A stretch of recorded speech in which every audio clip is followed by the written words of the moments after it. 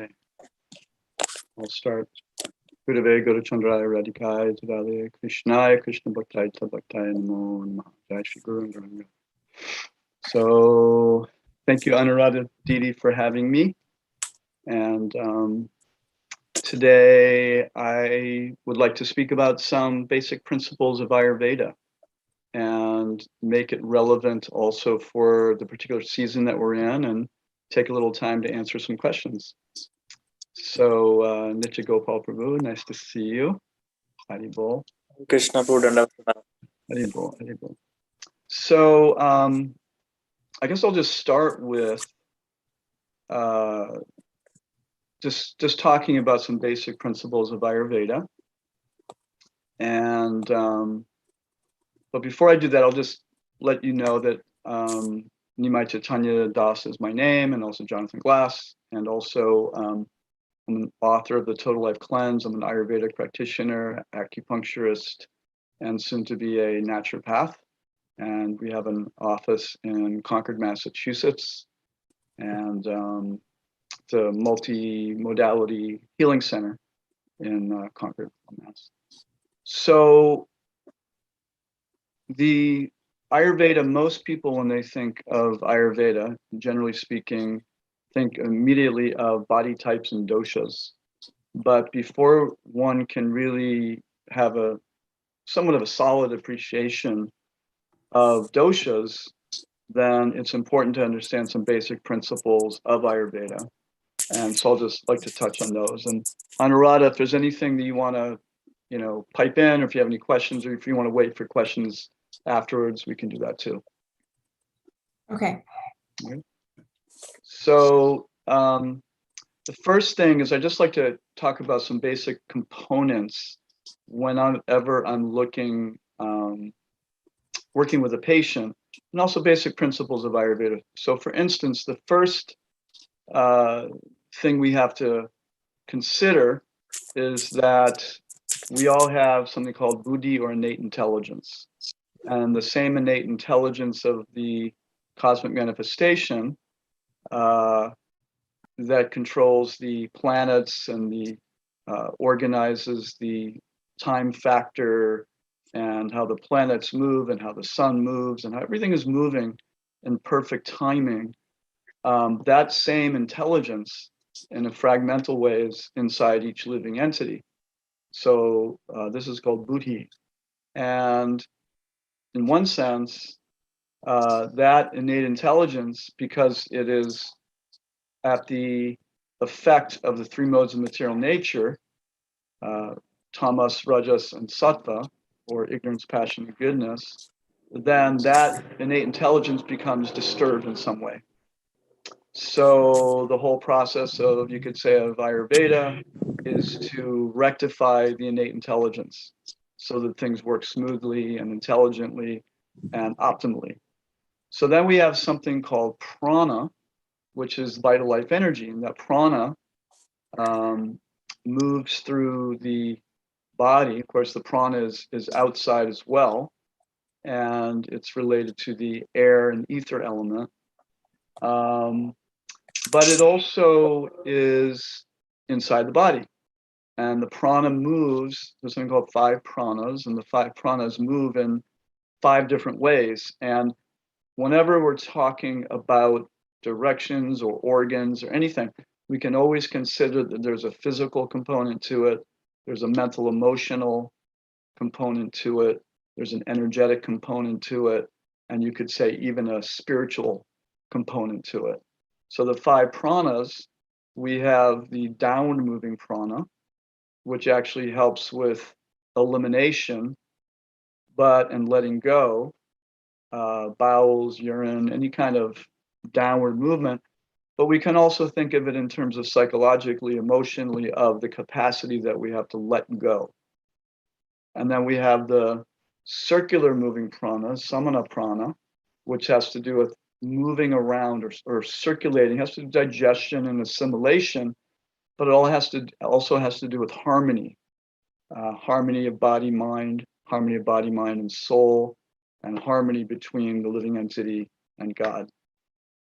So that harmonious component. but it's literally a physical energy also of that power of the smooth flow of digestion. And then we have the Vyana, which is the outward moving prana.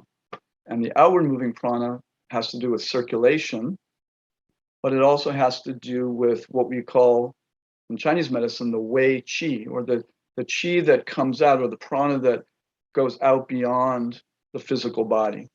So when somebody has, you could say, who has sometimes you may say, you may not even see it, but may say, oh, he has a very strong aura or a very strong field or energy. Oftentimes that means because that type of prana that's outward moving is very strong. And it also does have something to do with not only with circulation of the blood, but circulation of the energy and also the immune system. And then we have the upward moving prana, the Udana prana. So the Udana prana has to do with upward movement. So that literally means structure, how the structure of the physical body. So if someone's upward moving prana is very weak, then they may hunch over a lot, or they may put their head down a lot. And then psychologically, they may not have much direction in life. They may attempt things and give up very easily. They may not express themselves, because that also has to do with self-expression and self-assertion. So in that way, the upward moving prana is very important. And it's also described that it has to do with our goal and ultimately with our spiritual goal. What is our destination? It's the acknowledgement that the living entity has a destination. So in this life, it would be fulfillment of goals and moving forward in life, not getting distracted this way, that way, or going backwards. It's about moving forward in life.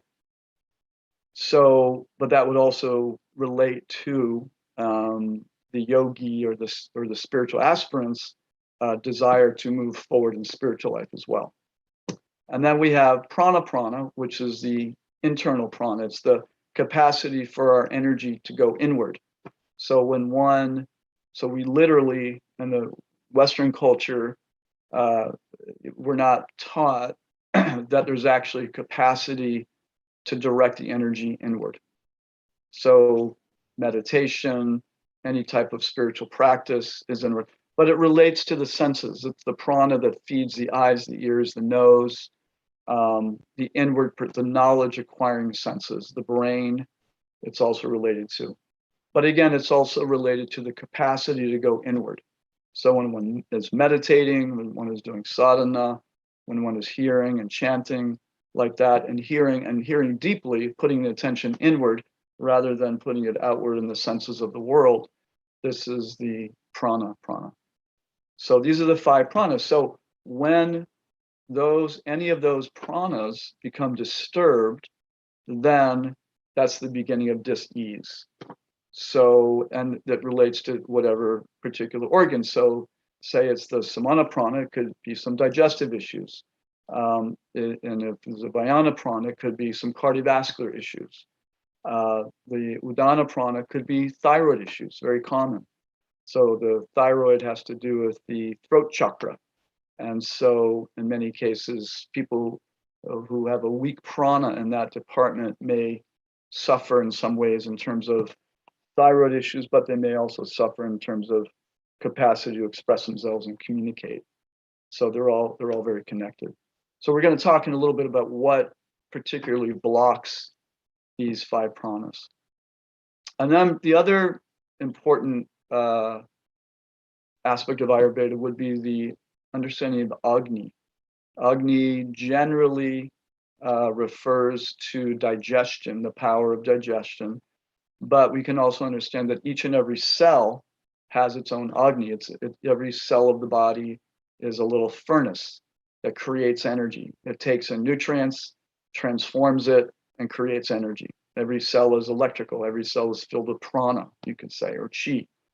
So, but physically, or more, more in a basic way, when we eat, we have to take whatever that is and transform it from, say, a piece of broccoli into the 7 tissues, which is the lymph and the blood and the muscle and the fat, the bone.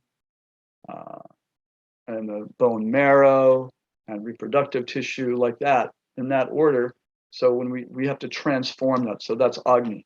The Agni begins in the mouth when we chew, and then the enzymes in the mouth, so many things are happening just with the mixing saliva with our food. It comes into our stomach, it gets churned in the stomach, and then it goes into the small intestine, and it gets broken down. More and more enzymes are digesting and breaking down into smaller parts and transforming that food.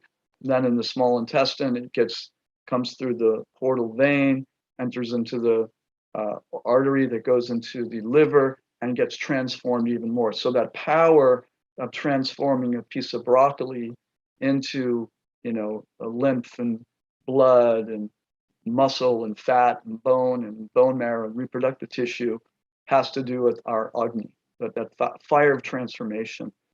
And then there's also what we tend to refer to as the Agni of the mind, or the Tejas, which is the power to transform, transform through the senses for understanding, but also with knowledge of life. So we have an experience and we transform it into an understanding. We get something out of that experience. We learn something from that experience. This is also a form of Agni, the power of transformation.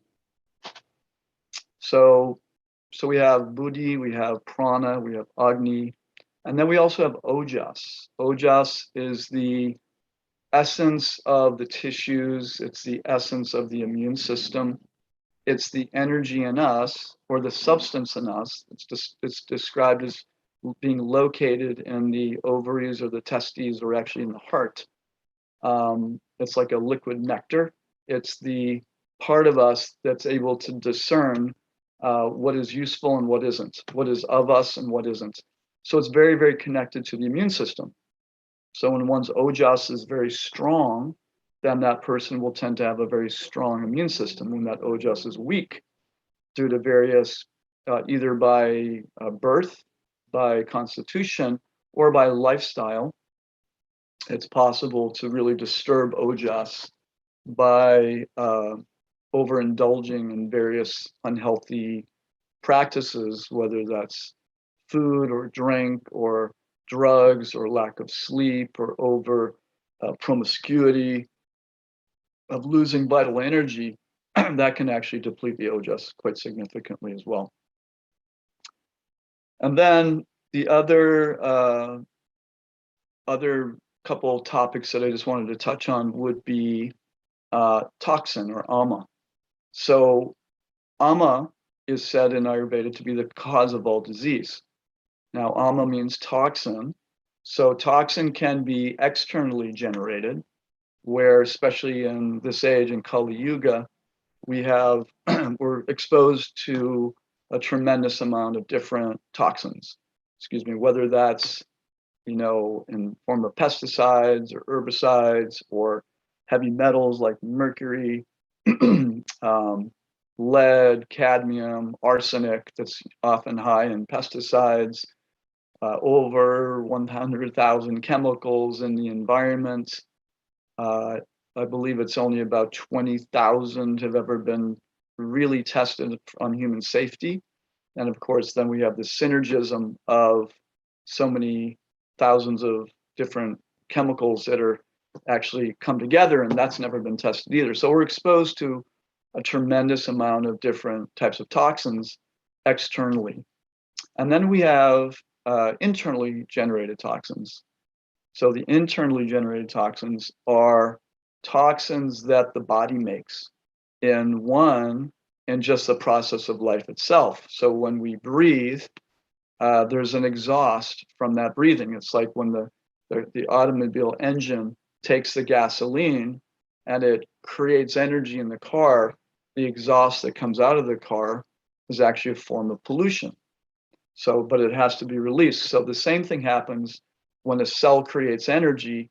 It releases an exhaust, and that exhaust comes in different ways, but one of it is called free radical damage, or it can be acid waste. It's some form of toxin. So when there's more toxin that's being released, then the body's able to actually excrete either through the urine, the feces, or the sweat, or the breath. Then there's a buildup of internally generated toxins. Another way that we create internally generated toxins is when we eat and we don't fully digest something. So that would mean the digestion is weak for some reason. So that would mean that, even if you eat the healthiest vegetable, say you have some beautiful, lightly steamed broccoli or greens of some kind, but if the digestion is extremely weak for various reasons, then we're not going to break that down sufficiently.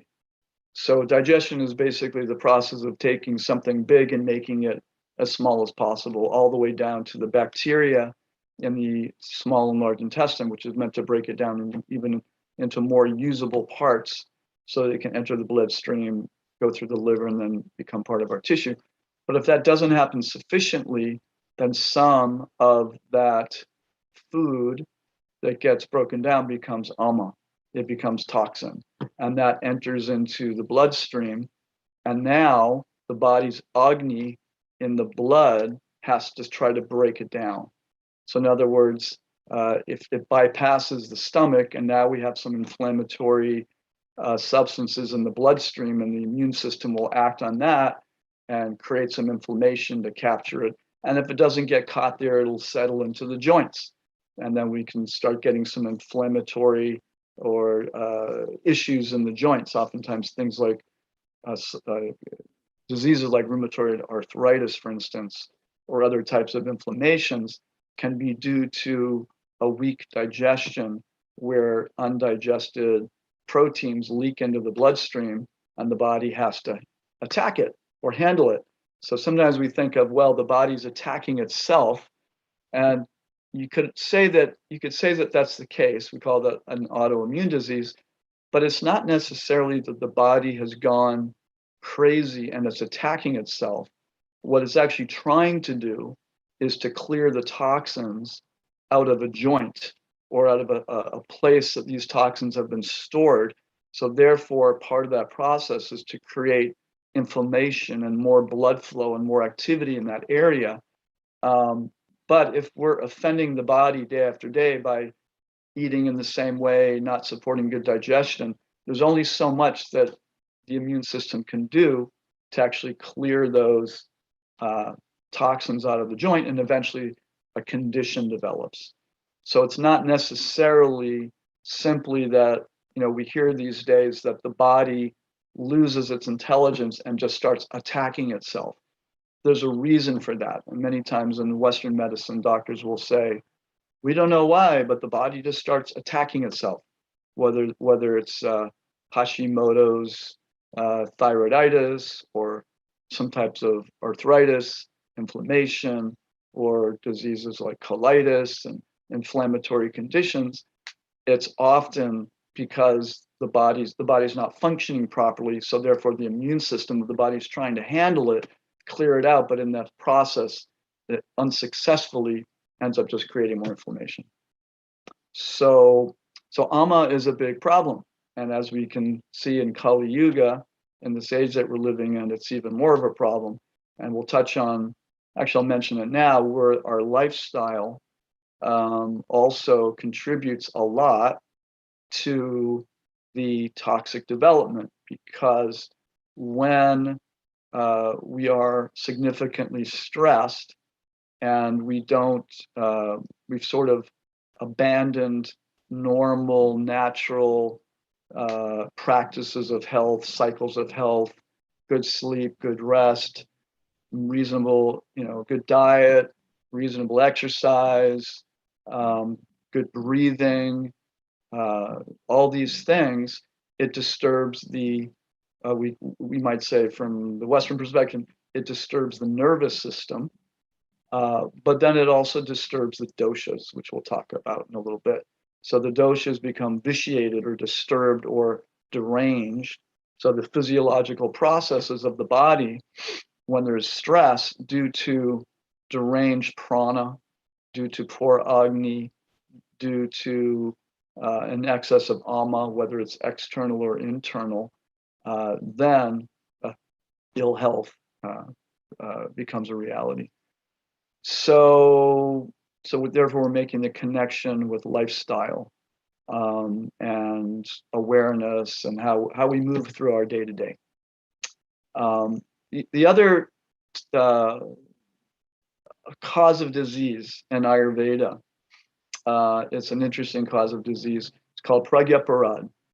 And pragyaparad means basically ignoring our own knowledge, experience, common sense, and even intuition. So aparad, to offend, pragya, knowledge, experience, wisdom. So when we offend our own experience and the knowledge that we have acquired, then disease pursues. And this is actually considered the original cause of disease in Ayurveda. So it can be a very simple thing. We know that, eating a big bowl of ice cream at 10 o'clock at night will cause us suffering, but we do it anyway every night, and we wake up every morning feeling very heavy, sluggish, and with a sore throat and congested.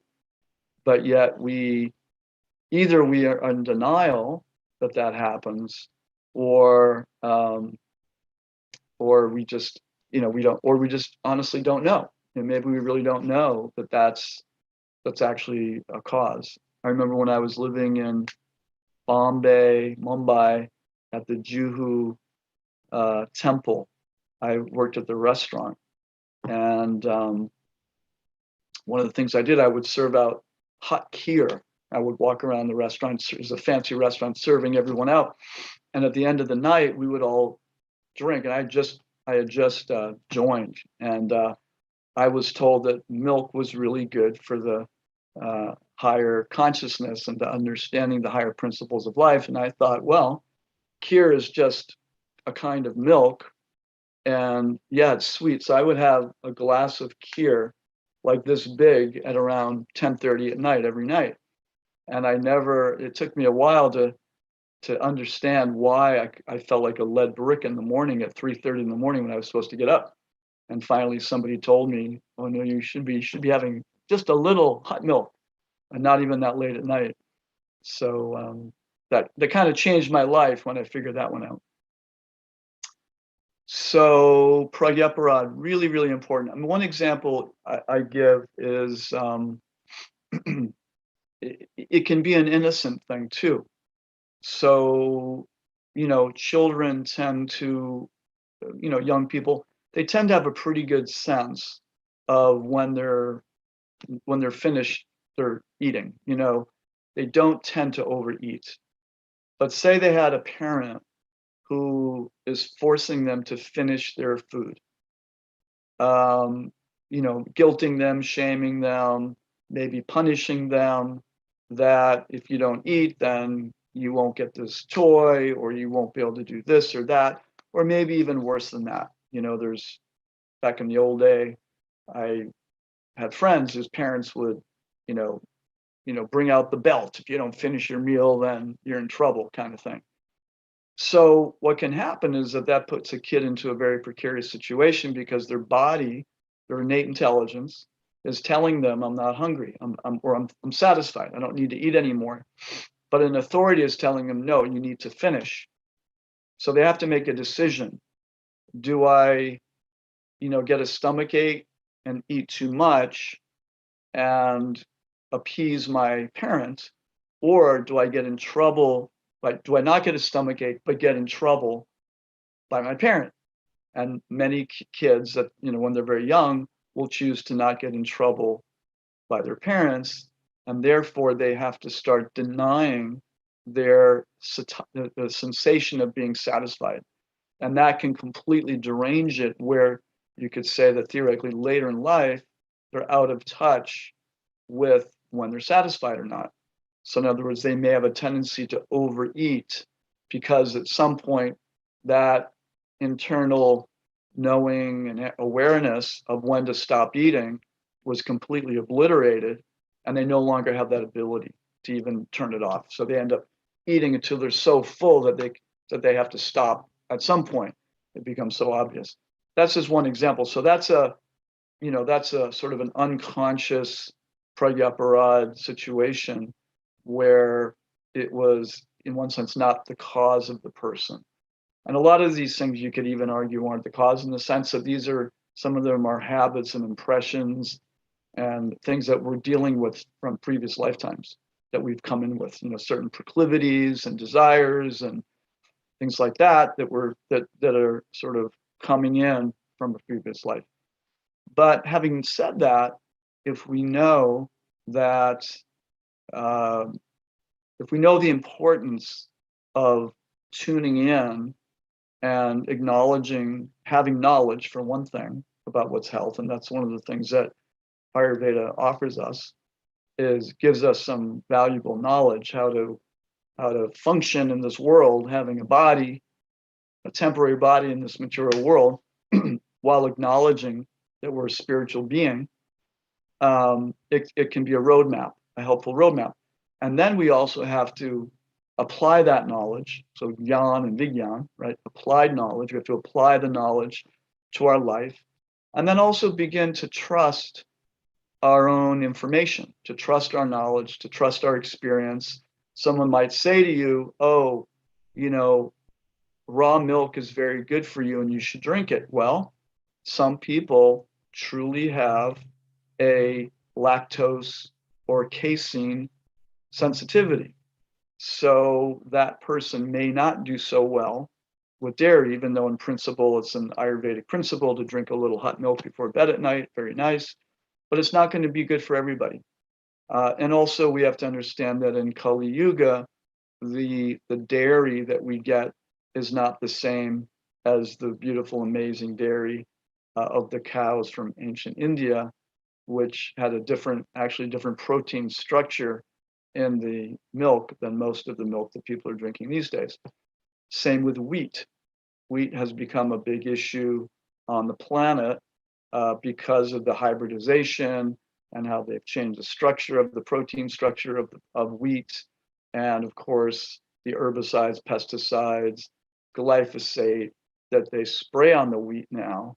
We can't say just because wheat is considered a great grain, just because we know that it's a good grain, that means that this body or that body does well with it. So we have to, find out what works for us. This is really important, and acknowledge that, we are in a difficult age, and sometimes we have to use a little bit more finesse, or there are exceptions to some principles because of the age that we're living in. I mean, these days, inorganic wheat, when they harvest it, is sprayed with glyphosate, which is a very toxic herbicide, which has a damaging effect on the intestines. So we can't be in denial of that reality. So maybe we can choose a different form of wheat, or use more ancient grains, or make sure it's organic. I mean, these things are really important for health purposes. So pragyaparad is really important. And then one other thing is to touch on is in Ayurveda that, again, we're looking at digestion in one sense we could say digestion is the root of all health, and it's also the root of all disease, because if we can't transform something and transform it into healthy tissue, then that's a problem. When we can't transform it, then some of it becomes toxic. And so that's also true mentally and emotionally, where it's described that the cause of all emotional imbalances can be connected to undigested experiences. So whatever that is, it could be a small trauma, or it could be a very serious trauma of a child, for instance, that there's some kind of abuse, so there's some kind of challenge in their life, or say they lost a brother or a sister, or some very challenging situation. Kids don't necessarily, they kind of just move through things. But on the other hand, what we find is that on some level, it's taken on into the subtle body, and the subtle body carries it, and then there could be some suffering later. So I know someone who, lost her father, her sister, and then later her brother, and kind of went through it. Didn't even know that she was struggling as a little kid. She knew things were tough, but later in life, she then had to start dealing with some of that and confronting some of those emotions that she wasn't able to confront as a little kid. And so when we say confront, we can also use the word digest. So the capacity to look at something, to take it in, to maybe process it mentally and emotionally and let it go. And that's very similar to when we're eating food. We take it in, break it down, digest it, take in that part of it that's nutrition, and then let go of what's not usable by the body. So it's very similar that way. So those are some basic Ayurvedic principles that I wanted to cover. And I just thought now maybe we could take a minute. Does anybody have any questions or at this point? No? Yeah, Hare Krishna, Prabhu. Hmm. Yeah, so as you talk about the intelligence in the universe and intelligence of the body to heal itself, so we see that different times our healing capacities are different. So is it because of we have some karmic intelligence in the body itself which helps us healing sometime, and because of bad karma which inhibits or which obstruct the natural healing of a body? That is my first query in this regard. Okay, so in one sense, how much does karma impact our Yeah. healing capacity? Yes. Yeah, I mean, it definitely impacts our healing capacity to some degree, to significantly degree. But, again, as, Prabhupada would give the analogy, if the house is burning, that may be the karma, you don't wait around and say, well, why is it burning? You leave the house.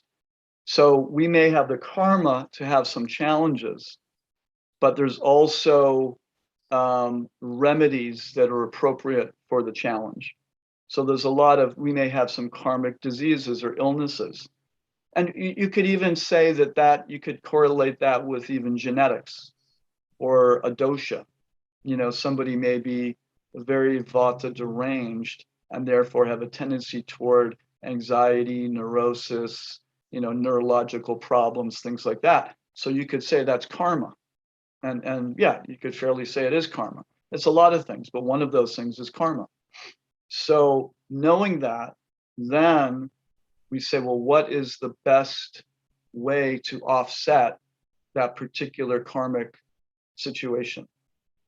And then we find out, okay, we're eating this way, moving this way, exercising this way, eating certain foods in this way. All those things will minimize the impact of that karmic predicament that we're in. So I, that's how I would answer that question. And there are diseases that karmically speaking, that no matter what is done, the person will not get cured. In some cases, a person will heal, they appear like they're going to die, and they live. In some cases, it is understood that in some cases that person absolutely must go through that situation, no matter what's done. Nothing heroic, even the best Ayurvedic master on the planet, won't be able to save that person. So there's a lot of shades in between. But, our responsibility really is that it is our responsibility as living entities. And Bhaktivinoda Thakur talks about this in his Krishna Samhita, which is a beautiful book. And he describes that the living entity is responsible for maintaining and the duration of his life to the greatest extent possible. And he says, if he doesn't succeed, there is no fault. But it is our responsibility. We are meant to live as long as we can. It doesn't mean, I'm not talking about being hooked up on wires and machines and like that, but we're meant to live. Ultimately, why we're meant to live as long as we can, so that we can develop our Krishna consciousness. So we can grow spiritually. That's why we're meant to have the body and extend our life as long as possible. Not not in the spirit, well, let me just enjoy as long as I can. It's the human body is a gift, and we're meant to take care of it as well as a very a beautiful gift. We've been given a beautiful gift. We're meant to take care of it to the best of our capacity. So I hope that answers that. Yeah. So can I just paraphrase it like this, that tapasya is a principle which you bring into the picture to kind of counteract or create new karma and to interact with your old karma to make a new situation? Okay, so say that one more time.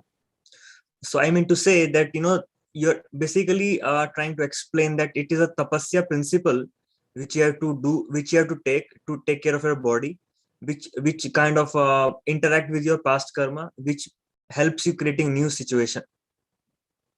Yeah, it helps create a new situation. And yes, it's not that we really want to create new karma. And this is where we're talking about different realms. Like, so from the Bhakti perspective, we're not really wanting to create new karma. Everything we do is meant to, if we're doing something for our health, it's for Krishna, so we can serve better, right?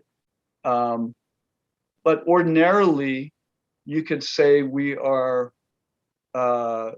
creating new karma, and it's based, there's different remedies that are more based on tamagun, rajagun, sattvagun. So, an unnecessary surgery when one could have treated the same thing with an herb or a dietary change is a much more of a karmic situation, or creating more, I would say, complex karma by doing a surgery than would be, okay, if I just made some dietary changes rather than eating pizza at night every night, and pizza and beer at night, and now I have blood vessels that are thick and coated internally, and my heart's not getting enough blood. Okay, I can get some stents. Maybe I can even get a new heart. But wouldn't it be better to clean up the diet completely, go completely vegetarian, eat super clean, start doing some meditation and maybe some chanting, and start, changing their consciousness about how they approach life. So you could go the route of just, clearing out those blood vessels and, taking drugs, heavy duty drugs, or it might take a little bit longer, but ultimately the results could be far better if you make some dietary changes, take some wonderful herbs and nutrients that help with gradually clearing the blood vessels. So there's different ways of doing things. One is a much more karmic reaction and complex, and one is much more natural. Krishna says, medicines, I am the herbs, right? So if we do what human beings are ordained to do, or meant to do, then we follow more in the laws of nature, and the results will be more auspicious. So my another doubt is about pranic body, what you mentioned, that we have 5 different kind of pranas flowing in us. So this pranic body is something different from the subtle body, and it's very connected to the subtle body. Yeah, it's connected. It's how it's connected. It's prana is the interface between the physical and the subtle. So it's like a pivot point. If you have a seesaw, we have the physical body here and we have the subtle body here, and prana is that pivot point. So the prana, how our prana is functioning, will impact the physical body and also impact the subtle body. Okay. Like that. So do we have different kind of processes to bring different kinds of prana into the, like you mentioned, 5 kind of pranas which flows in us, 5 kind of vayus which flows in us. So are there a specific method to, if we understand that this is this particular kind of vayu which is disturbance, which is creating a kind of disturbance, So do we have a different process for settling in different kind of vayus in us? Yeah, there's exercises and meditations that you can do to balance all of the 5 pranas. And maybe I'll do a little workshop on that sometime. It's in my book also, the 5 pranas. So as you mentioned another point about this different Agni, and you mentioned that it has a corresponding element to the body, which makes us digest better. And it also has a corresponding influence on the mind.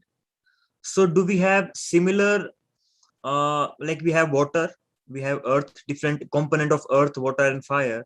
So does it have different effect on the body and mind of all the Panchabhutas what we have? So do the Panchabhutas impact the mind? Is that what you're saying? Yes. Absolutely. Yeah. Yep. Because the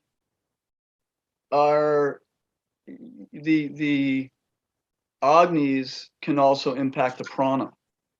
Because if the body's not metabolizing well, and remember, prana is related to vata, Agni is related to pitta, and ojas is related to kapha.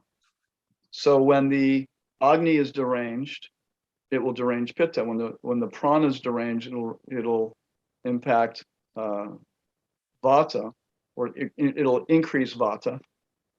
And when ojas is disturbed, then it'll increase kapha. So they all work together. They all work together. So if there's toxins that are being accumulating due to poor Agni, that will disturb the pranic flows of the body. It'll literally act like a block on how the prana flows throughout the body. And of course, because prana impacts the body and mind, Agni impacts the body and mind, ojas also. I mean, one of the remedies, one of the ways to increase ojas is being generous or being kind. I mean, it's actually said that it actually enhances our immune system. It increases ojas. So all these they're all connected. There's always a connection between the body, the mind, the emotions, and you could say the spiritual energy. And as you mentioned about detoxification, regular detoxification, our toxins produced by the external situation and internal situations. And sometimes our body is not able to excrete those toxins by itself.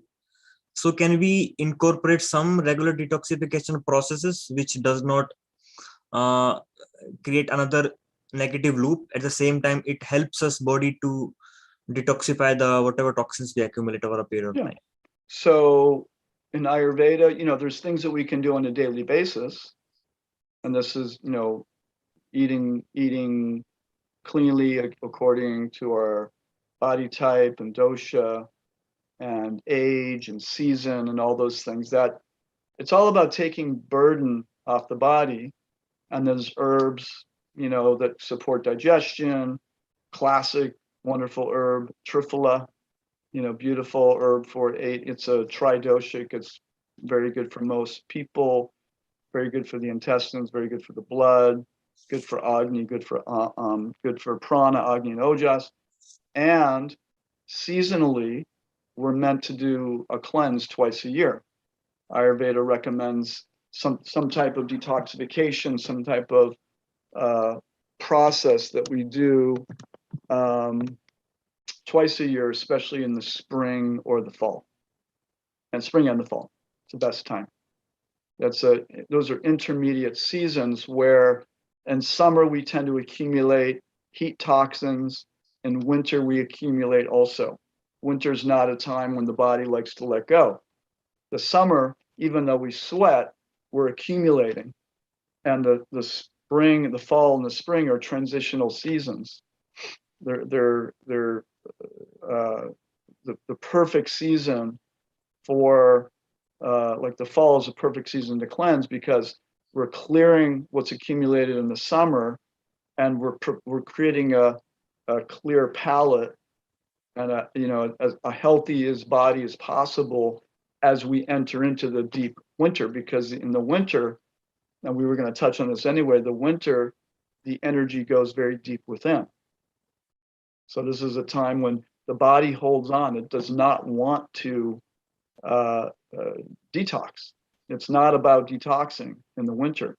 It will hold on to, it will accumulate, it'll direct its energy deep inside to keep our immune system strong, to keep us warm. We'll just say, like in New England, for instance, it gets cold. Many places in the world in the winter it gets cold. So the body has to deal with that and conserve energy. So it's not a time where it likes to sweat and it likes to release. A lot of the clearing herbs for the intestines are cooling. So we don't want to do that in the winter. But if we are carrying a lot of toxins into the winter, then that means we have summer toxins, and then we might continue that with fall toxins, because in the fall, the energy starts going inward in the fall. And in fact, in the fall, what happens is that just like the leaves on the tree start to fall off the tree, because the tree is withdrawing its prana from the extremities and is going within. So by doing that, the leaves no longer get nourished and they dry up and they fall off. In the same way, we are doing the same thing. We're starting to, the energy is starting to go inward. In the fall, where the energy starts to recede inward, the blood vessels become a little bit constricted so that the blood doesn't go to the surface as much. So by doing that, the skin might get drier, the hair might get drier. We might get a little colder, so we have to start, taking better care of ourselves temperature-wise. We want to start eating warmer foods in the fall, more root vegetables, sour, salty is better, even a little sweet in the fall. That's nourishing, not too much sweet because that can be cooling. So, these are things we have to consider if we want to be healthy. It's about aligning with nature and what's natural for the human body. And Ayurveda is so, rich and really in common sense on how, how we can optimally function. And Ayurveda is really meant to be a system that supports the living entity in the world to function optimally while we cultivate self-realization and God realization. It's not meant to be a distraction. I mean, for some people, if that's, it's like many things in life, Ayurveda, one could study their entire life and never end. Just learning pulse taking in Ayurveda. You could spend your whole life just doing that. So there's so much to do, but in terms of, it's not meant that everybody's meant to become a master of Ayurveda, but we're meant to utilize the sometimes very simple common sense gifts of Ayurveda, and also, possibly work with somebody who can help direct us on a more optimal path of health based on who we are, what our age is, what our conditions are, what the season is, what the climate is, what the lifestyle is, things like that. So, these things are really important. I remember I had one of the principles too is in Ayurveda that's really nice is that it's not about inherently trying to change your nature, your inherent nature. It's really more of a process of self-acceptance, in the sense of, this is my conditioned nature, these are my limitations, and within that, I can become the most balanced or healthy I can possibly be. But I mean, I'll never be 6 foot tall. That's just not going to happen, even if I would like to be 6 foot tall. So we have to accept certain limitations that we have, but within that, we can be the healthiest we can possibly be. I had a patient once she was a CEO of a big bank in Boston, and she was Vata Pitta. I mean, she was very sort of fast-moving, talkative, sort of had a lot of stress issues, but she's also had some fire there too with the Pitta. And she liked to meditate, and she kept saying, I could go for a walk every day, and there's a place in the park I could sit and meditate, and I'm going to do it. And every single day Every time I'd see her, I'd sort of once a week, did you meditate this week? No, I didn't. I couldn't get out of the office. Every time I'm there, there's too much to do. There's people, and I say I'm going to do it, and I never do it. So she was, working 5 days a week, lots of hours, and she was getting really, really stressed out. And one day I said, I realized that she can't help herself. She can't do it. But I did know that on the weekends, she was able to really chill out. But it was never enough time for her. She would always, Sunday would come around and, Monday, and she's at work again. I said, you're the CEO of this bank. Isn't it possible that you could actually work maybe 1 day a week really late and then take 3 days off rather than, work 5 days? And she was like, that's a great idea. So she ended up working, I think, 1 day a week till like 8 or 9 o'clock at night. And then the next day she would take off. So she'd have 3 days off in a row. And for her, it changed her whole life, because those 3 days she just chilled out. She meditated, she went for walks, she went for bike rides, she took it easy, and her whole life changed. And that was that was early on in my practice. And it was like, okay, rather than trying to change her and make her be this calm person, during the day, it wasn't going to happen. It just wasn't happening. It was too vata. Her lifestyle at the office, it was no way. There was too much going on, and she'd get too excited and she couldn't turn it off. She just couldn't do it. So by changing her schedule, now she has 3 days off, and she became much more relaxed. And 4 days of intense work, it didn't bother her. She liked it. And then she loved those 3 days. So that was just an example of when we get to kind of know ourselves and kind of work with what's optimal, then, sometimes we can make some really good changes. So let me just see here if there's something else I wanted to just make sure I'm not covering. Prabhuji, I also have a couple questions Sure, too. please. So I actually really liked what you said in relation to, creating, kind of knowing what is best for you and what works best for you, because we can't do this type of cookie cutter, prescription for everyone. So I had a question actually in relation, slightly on topic, slightly off topic, but in relation to procrastination.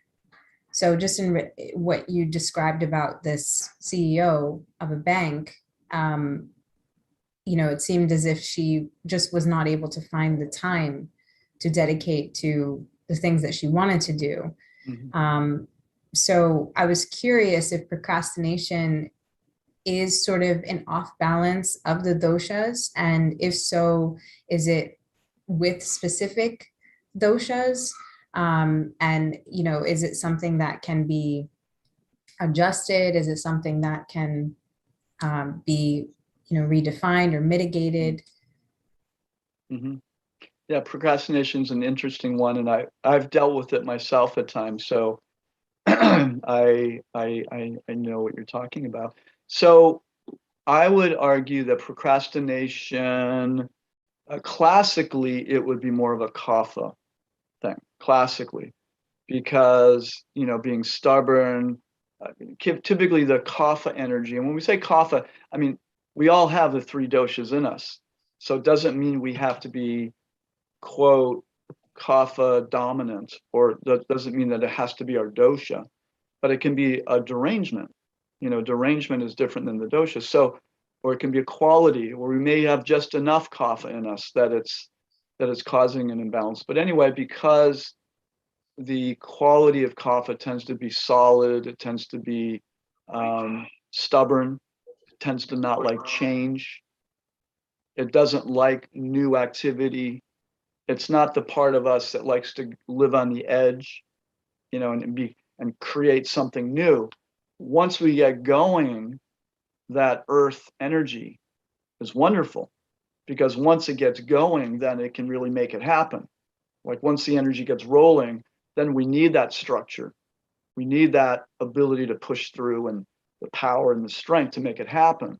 But to really get the ball rolling, there can be resistance. And typically kapha is resistant. That's a resistant energy before it gets going. That's like a classic kapha person doesn't like exercise. They'd much rather sit on much rather consider meditation and visualize themselves exercising as exercise, as opposed to actually doing it. So typically it's a resistance to taking action is kapha. Now that can be, you could also argue that could be a vata thing, because vata tends to include the quality of anxiety or lack of focus. So if there's anxiety or fear of taking an action, then that could also, because a person can do, oh, I'm going to do that, and then get distracted. Oh, I have to do this, I have to do this, oh, I have to do this, I have to do this. So it can be a distraction thing. And it can be due to anxiety or fear, or, you could say it's just being distracted, but usually there's some kind of anxiety about taking that step. Typically, classically, vata types, or the vata, I like to say the vata types, or that part of us that's vata, rather than just saying, those types and these types, because we have these tendencies in us, would be, could be distracted or get anxious about doing something. Or it could be the part of us that has great ideas. I think I'm going to do this, I'm going to do that, let's make it happen. And then there's no follow through. There's no follow through because we may not have the fire or the determination, the fire energy, which is the, it's we call it pitta, but that capacity to take decisive action, that fire to make it happen. So, the other thing with Ayurveda is when we begin to understand the doshas a little bit, we begin to even just understand the qualities of the elements, we can even tell ourselves, okay, we can notice, okay, I'm scared and I'm stagnant. I'm, identify, I'm a little anxious about doing this, and I'm a little resistant to doing that. So that's a vata kapha condition, which is often a very difficult pattern to have, because you're resistant, you're scared and resistant altogether. So that can be a very difficult dosha. There's a lot of people who are vata pitta and a lot of people who are pitta kapha, and then we have some of the vata kaphas, which are again a little more challenging.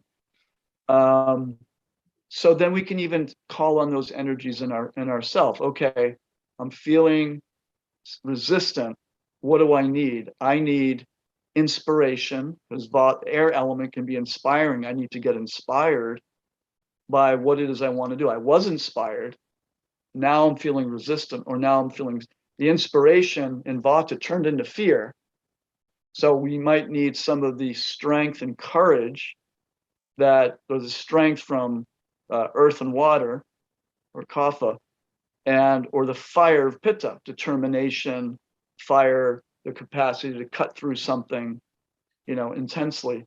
So you might say, I need to draw on my inner fire here to make it happen. Because once we get over it, then vata oftentimes is very excited. Oh, this is awesome. We're doing it. Woohoo. Vata loves that enthusiasm. They love ideas. They love to instigate something. But that energy, the energy of vata, or the air element, it's more of I wouldn't say explosive, it's more of a rising energy that's very excitable, and it's great for starting things. But we need to back it up with something. And then there's cycles. So say we get excited and we don't act on it, and then it almost has to go through another cycle. We have to get excited again and not act on it. And then we can lose confidence. If I want to do this and I just haven't done it. And then it's like, can I actually do it? I don't even know if I can do it, because I'm not willing to make the effort to try, or I'm not willing to try. So, in the world now, that's why coaches are so important. People find coaches helpful because people have lots of great ideas, but they many times have a hard time executing those ideas. And that would be procrastination. Of course, in this age, we have so many millions of things we have to do every day, partly because of technology. We could all the different, the WhatsApp and the Signal and the Telegram and the Facebook and the Instagram and the, then we have the email, and then we have our regular life, and we have our work, and we have to communicate with friends and, work people and associates and devotees and non-devotees. And, it's like, it's so multifaceted that it can be very distracting. So in one sense, having somebody to help us stay on track can be very helpful. Does that answer your question? Yeah, absolutely. Thank you so much for that. And also, again, a related question, but slightly maybe off topic. Would you say that unchecked anger is considered like a toxin? Like, we have, Vacho Vegam, Manasa Krodha Vegam. So that's, Krodh is one of those things that we need to keep in mind, and in relation to like unfulfilled expectations or desires, and which can then lead to, from ultimately from lust, and then which then leads to anger, or even, Srila Bhaktivinoda Thakur mentions how envy is actually the root cause of lust and even anger. So would you say that ama, or the toxins in the body, are they further perpetuated by anger, or is anger itself, unchecked anger itself, a toxin in and of itself? It's a great question. I mean, absolutely, anger is a toxin, but I think you're touching on a really important point, and tell me if I'm wrong, that you're bringing in the point of suppressed anger. Like what is one meant to do with that energy? Is that part of your question too? Yeah. Suppressed anger. Yeah. Like unchecked. Right. Unchecked anger, suppressed anger. Is it a toxin? It's absolutely a toxin. And yet how to deal with it. So I'm going to bring in one of the definitions of anger. The emotion anger has to do with assertion of the self.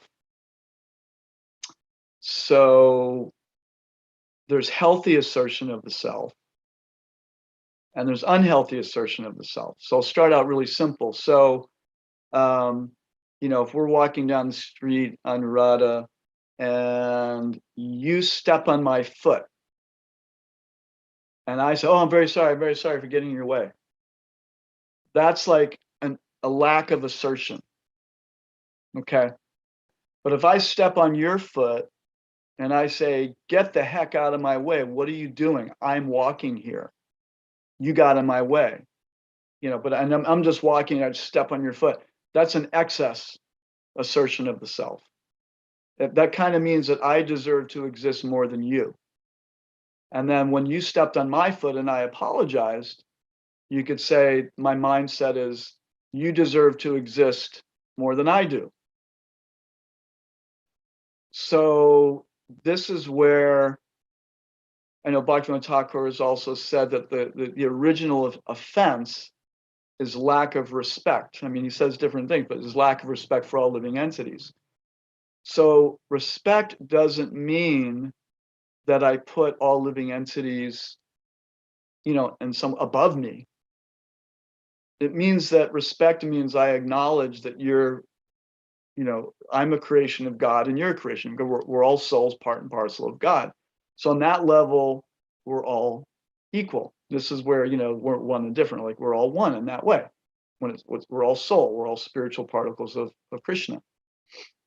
And then of course, there's a whole nother subject matter, which is a worthy subject matter, is, offering respect according to the, the person themselves, the level of devotional stage that person's in, obviously, but that's another topic. I mean, that's an important topic, but the basic thing is respect. So if I feel that if I've developed a pattern in my life where I haven't respected myself enough, or I have some karmic thing where I come in with low self-esteem and my parents, validated that, maybe through how they spoke to me or treated me, or, maybe they told me how worthless I was. This wasn't my case, by the way, but, but,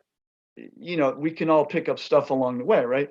So if we then we come in karmically with something, and then we lack personal value, and then which then may cause us to act and behave according to the different modes of nature, because when we're feeling very bad about ourselves, we might participate in tamaguna activities, or maybe if we're lucky, rajaguna activities, and get ourselves into more bound by the laws of activity and cause and effect.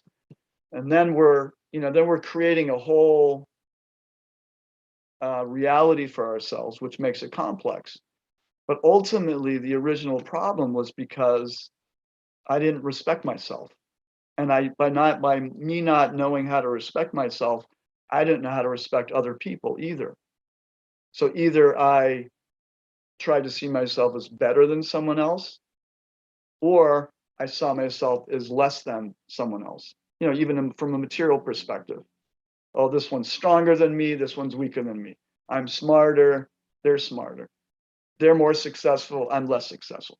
So now we're comparing, and this is where envy comes in. The living entity, the ego, is always comparing. So all these things are actually related to anger. Because when the living entity does not get what the living entity wants, we become angry, we become frustrated. And then in order to relieve that anger, we try to satisfy ourselves in different ways: lust, anger, greed, fear, illusion, intoxication, so many things. So, but ultimately it comes down to that missing original piece of, you could say, self-respect. So you could argue that one of the most important things we can teach a kid is not just that they're loved, and if they do know they're loved, then they will respect themselves. That's a fact. So, but within that, to respect themselves and to know how to, and to not cause too much pragyaparad, when they're hungry, okay. So by respecting them, obviously if they're going to run and touch fire, run in front of a car, then you protect them.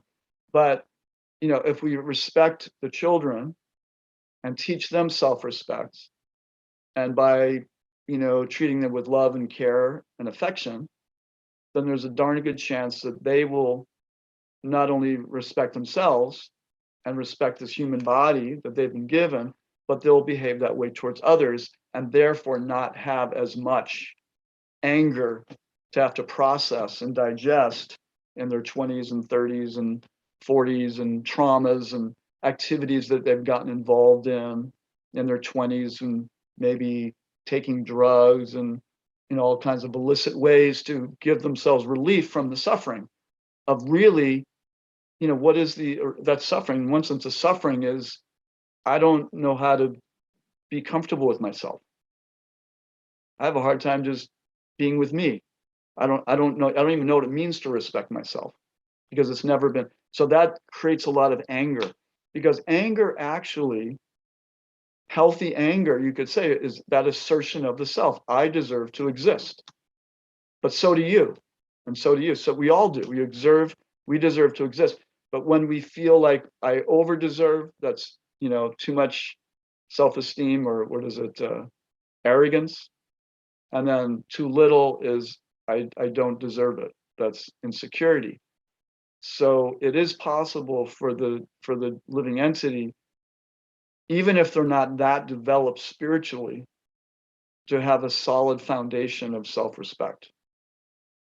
And that's why, like, our, the verse of Trinata Pisanichana, that respecting, not looking for respect. Why don't we look for respect? In one sense, and we can look at it from many angles, but if we already understand our position, then we don't need respect from other living entities. And we're able to give respect because we know the true position of all living entities. Now, some people who are really maybe even, nasty people, we can even respect them, but from a distance. We respect them because they're a soul. We don't respect them because of their activities or what they have or what they do or what they think, but we can sort of, namaste from a distance.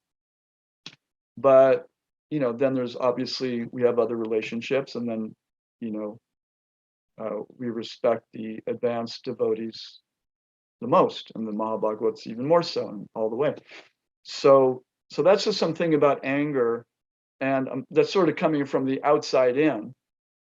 So then how do we deal with anger that we're experiencing now in our life? And this could be where the Ayurvedic principle of undigested experiences.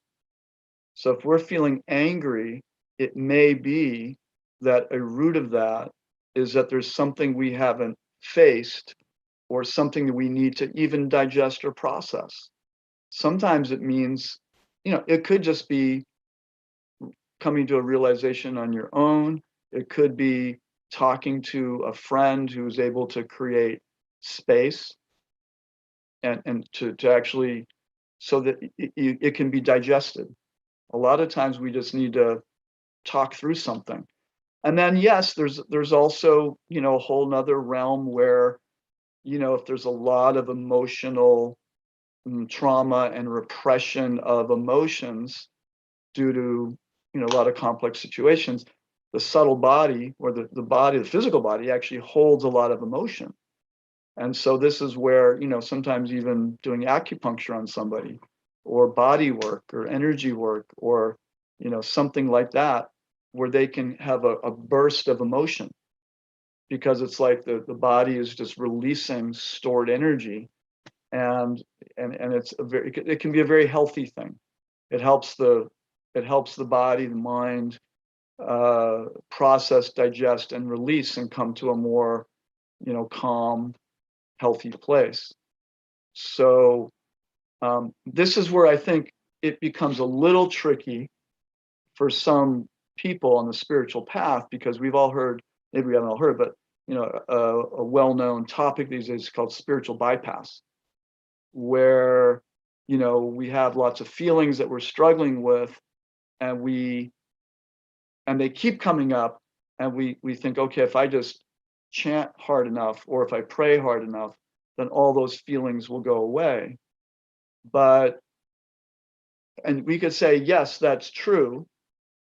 But on the other hand, it may be that there's really something we need to digest.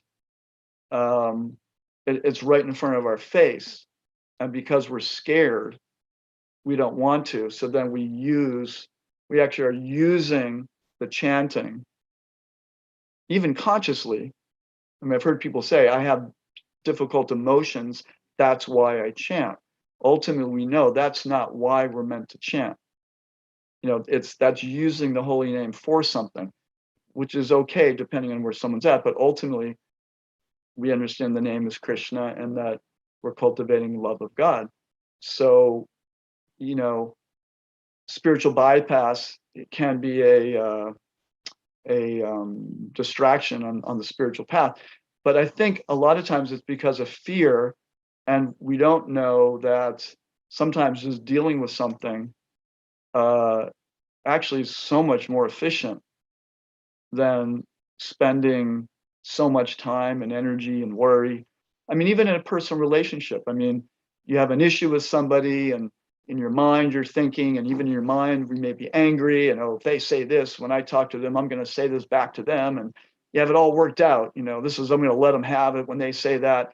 And you get together and you have sort of a heart to heart, and you both just are honest, and maybe some of that comes up a little bit, and the air is cleared and the anger is not there. So all that time, it's like that toxic anger in one sense is building up, where in reality, and you're saying, oh, I don't want to talk to that person, and then fear, I'm going to talk tomorrow, and then you call them and say, oh, by the way, I can't talk tomorrow, and then you put it off for another week, another 2 weeks, and then it builds up even more and builds up even more, and all these stories go on in our head, where in reality, if we just have the conversation, boom, 80% of it's over. And whether they're your best friend or not in the future, that's another story, but you digest it, you work through it, and you don't have to carry that toxic anger around. So I think as devotees, it's on us, because repressing it is not healthy, but being belligerent with our anger isn't either. So because we know that anger can be like a time bomb and it can destroy our bhakti, we have to respect anger and use our intelligence on how we maneuver, in this world if we're dealing with anger. And if we're feeling a lot of anger, we have to figure out intelligent ways to deal with it so it doesn't destroy our bhakti and doesn't destroy our life in general. So like to be honest, okay, I have this anger, I got to deal with it. I mean, it's like I have this sugar addiction, I got to deal with it. Or I like eating, I eat more cheese than I should and I get congested. Okay, I got to deal with it. It's not good for me. So the anger is not good for me. So how can I purify it most efficiently? Sometimes, yes, sometimes doing sadhana is all we need. Sometimes it just does. It just happens naturally. But if something's lingering, then to me, that means, look, you just got to deal with it. It could be a simple communication. Or if something really heavy happened as a child, and a lot of people in this material world get abused and some really traumatic things happen.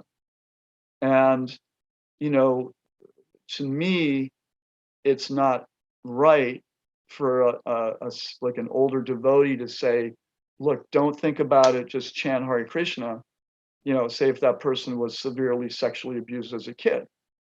Just chant, it'll all go away.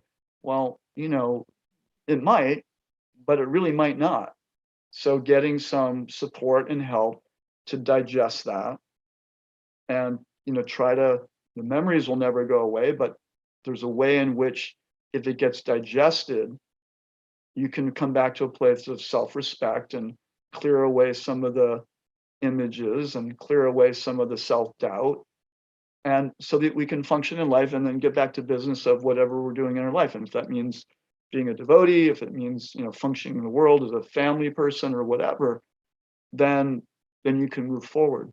So does that make sense? I know that was a long answer, but That was perfect. Thank you so much for that. Thank you. Yeah, Hare Krishna, Prabhu. So I just had one more doubt regarding your unprocessed emotion you talked about. So what are the healthy way as a devotee we can have that we can digest?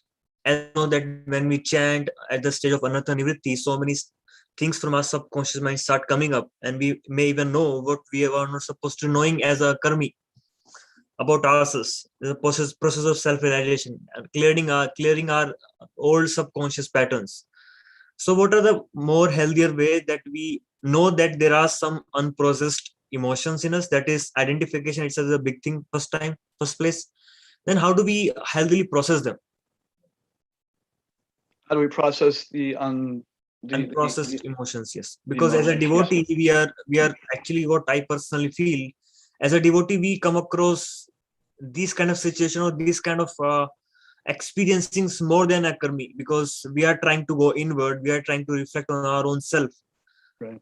It's more easier and more we are more easily we can figure out these things when we are more introspective. Yeah, and in one sense, as devotees, we're asking for it. Yeah. And we're saying, bring it on.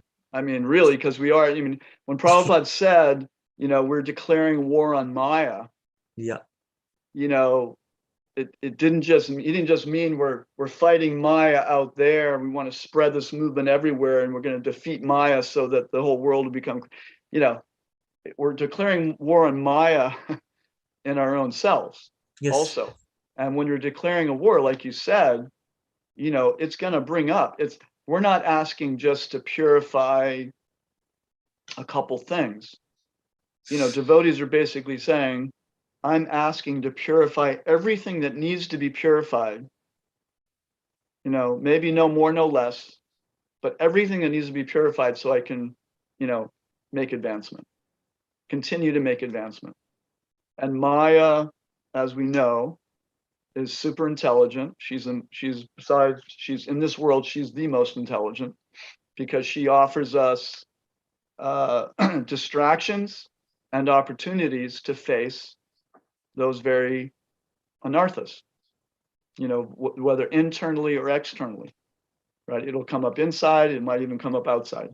It's perfect. And I think, I don't know, for me anyway, the longer I've been doing this practice, the more I see that it's quite intelligent and there's no mistakes in terms of how things manifest.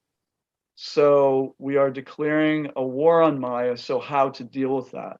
And so the war also means, you could say, there's some casualties of our own consciousness that manifest right in front of us. And how do we deal with that? The first thing I'm thinking of is we take shelter of our acharyas.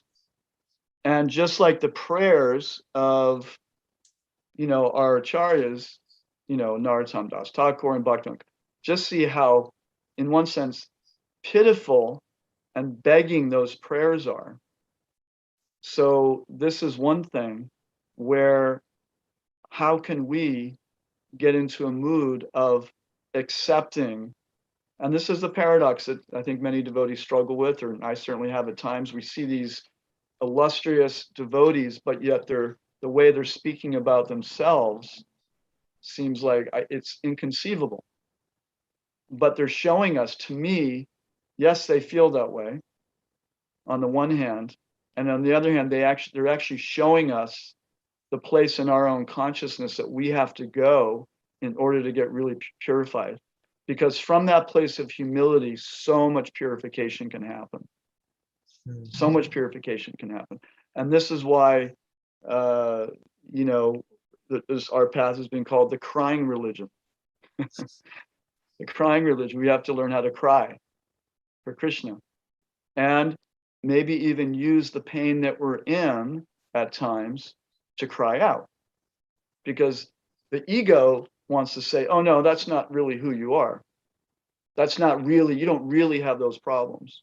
You don't really have those challenges. The false ego doesn't like to think that way. But Bhaktivinoda Thakur, Narottam Das Thakur, Srila Prabhupada, just that prayer that he wrote in Boston, such humility. You're worthless servant. I mean, come on. He signed it like that. Such incredible humility. And so if we can move in that direction, then this is something that the rest of the world and all the therapy and all the body work and all the healing and all the psychological work, they can't touch that because they don't know it exists. They don't know. And also we know that the soul, if we really start to understand that our position in this world is home, in the sense that we are here, and how much of the time are we actually really feeling connected to Krishna? How much of the time do we really, get that I'm an eternal servant of Krishna? Like how much of our consciousness is filled with that realization? So if we get that, then we realize that we're in a fallen position. And then we really get that we chant, and at least at some point when we're chanting the holy name, that we come from that place. We recognize the position that we're in this world. That has a tremendous amount of healing capacity. And that will burn through so much pain and trauma. So having said that, that's important, because that's the part of the transcendental process that I think when some devotees say you don't need to do anything else, just chant, all those things will go away. That's what they mean. But in order to really have things get purified from us, we have to go deep. It can't just be, yeah, I'm shitting my rounds, 16 rounds, and I put my bead bags down and back to reading the newspaper. Now all my problems are going to go away. I don't think it's that simple. If we're declaring a war on Maya, a war on Maya and ourselves and our anarthas, then that means, it takes some deep work. And that deep work comes ultimately from humility. And this is what Lord Caitanya taught us to wear it as a necklace around our neck. So having said that, there are certainly many processes that we can take. And that can be one, if we think of everything in terms of digestion, one, it can be honest conversation. If you find a friend or ideally someone who has some understanding of the spiritual process that you can be open and honest with, because that helps to digest. The false ego doesn't like to admit, oh, I'm scared. Oh, I have lust. Oh, I'm angry. Oh, I'm holding on to this, image from the past. Oh, I had a failed marriage and I feel bad about it. Oh, I yelled at my son and I don't feel good about that. I was attracted to this person or that person. We don't like to admit that because I'm not supposed to have any of those thoughts. I'm supposed to just remember I'm eternal servant of Krishna.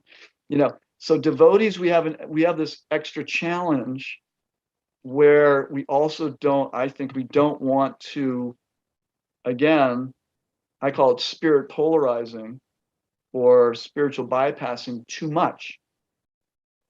When we go deep in our chanting, to me, that's not spiritual bypassing.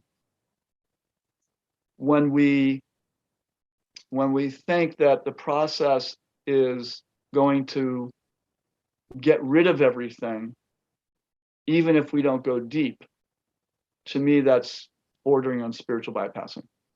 Not willing to, because if anarthas are strong, then we need to go deep. And it's not that we're supposed to be focusing on our anarthas while we're chanting, but we're supposed to be burning through whatever resistance we have to really connecting to the holy name and chanting the holy name. And then, yes, there are processes. There are definitely processes where, there's guided visualization. There's all kinds of things. There's tapping. There's all kinds of modalities that we can use. But if we put it in the context of, I'm simply doing this to help digest something that's become a distraction and face something that's become a distraction, then, but why am I doing it? As a devotee, I'm doing it so it's less of a distraction, so I can go deeper into my sadhana, and I won't be as distracted. Does that make sense? Yeah. So there's a lot of different modalities. Yeah. So another, I don't think if I'm taking more time, if you would like to close at this point of time, maybe if you have a little more extra time, maybe we can discuss the ways. No, go ahead. What were you going to say? Yeah. So basically, I was mentioning about this overeating concept which you mentioned. I myself, I'm being very honest. I just speak to one person recently, and I was doing some kind of healing or some kind of talk with him, and he has a big problem of overeating.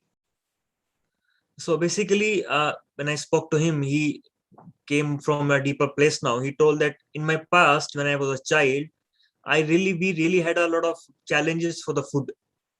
So maybe one time in a day they used to get food, and that point of time, it was a time when they can consume the food for the whole day.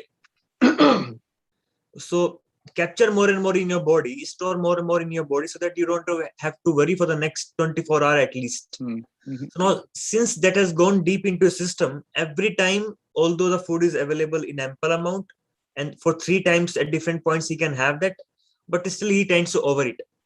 Mm-hmm. So I didn't understand how to sell him through that situation, how to help him quitting that pattern which he had unconsciously developed at this point of time. So if you can just throw some light on that. Yeah, so okay, if someone like that came to me, there's different techniques, and I'll just talk about it, where we call it like inner child healing, for instance. So I'd have that person maybe lie down, bring them into a relaxed place, and have them go back in their memory to a time when they were scared about food or there wasn't enough. And because it's almost like a part of him that's still living from that place. That part of him is it's almost like they're stuck in the cave of their own a cave that's in a part of their consciousness that's still living as if there's never enough food. So he made a choice at that time that if it's almost like an unconscious, if I ever get food, I'm always going to eat, and I'm going to eat as much as I want. whatever choice. So a lot of times we do make decisions at different times in our life about moving forward, and it's almost like we need an upgrade on the system. So a technique would be to go back and reconnect to that feeling that he had when he was little. And maybe in many cases, people have emotions, they have fears. And then as your adult self, go back there and now have a conversation and tell him, no longer that's not a problem anymore. So it's kind of weird, but that part of him gets to experience that, oh, okay, now there's enough. I can make a new choice. So there are very, it's kind of a sweet process where, he can, it's like there's a way to upgrade the program. He's living off of an old program. It's like if you have a computer, and it's, you're still on, I don't know, Mac 7 or something, or 5, when you really should be on a higher program so that things can function better. That's one way of dealing it. But sometimes it could just be really talking about it. It could be just seeing himself doing something differently, or recognizing in a deep way that I do have enough now. I'm okay. And then it may be from some visualization, and this is where it could be some prayer, or some way of empowering himself to get that he wants to change the program now. And that, in that case, there would be some degree of will and personal power, and maybe by grace also, that the person is able to do that. But there has to be some kind of pivot, and what creates that pivot. But if we're going from the paradigm of undigested experiences, there's something about, so he's a little kid, he's not getting enough food, he's afraid that his whole family's not going to eat, he's afraid he's not going to eat, and then he just kind of had to live through that as a kid. There may be some benefit of literally going back into those memories, and maybe even having a little cry about it, or really just letting himself express to you what it really felt like. What was it really like to be that little kid, that he wasn't getting enough food? That's kind of, I've never experienced that, but I would imagine, that's a, and it happens a lot in the world, but not as much in the West, but still, that's a challenging situation. So maybe one way or another, helping him digest that experience. And then it's up to him to make some changes. But to just say, just change it, maybe he needs to digest it in one way or another. So maybe just help him get really relaxed and ask him to go back there and really come from that part of him, that little boy that was scared, and let him really articulate and really feel what that was, what it was like. And sometimes that's enough, but there are many techniques that we can use for that. Oh, it really makes sense, Prabhu. Thank you very much for your kind guidance and association. Sure, thank you. Prabhuji, I just wanted to possibly redirect you, because we have a little bit less than half an hour to go. Yeah, sure. And I know you mentioned about the doshas and going into them with a little bit more detail, plus also the seasonal recommendations for like this coming fall and maybe winter. Sure. Okay. Yeah. So the doshas are, so I'll just say a little bit on that. We understand that there's the 5 elements: earth, water, fire, air, ether. And each living entity is made up, everything in the material world is made up of the 5 elements in different degrees. So basically what we come in with is our constitution. So the combination of the 5 elements. So some people are going to have more earth and water in their constitution, which has to do more with structure.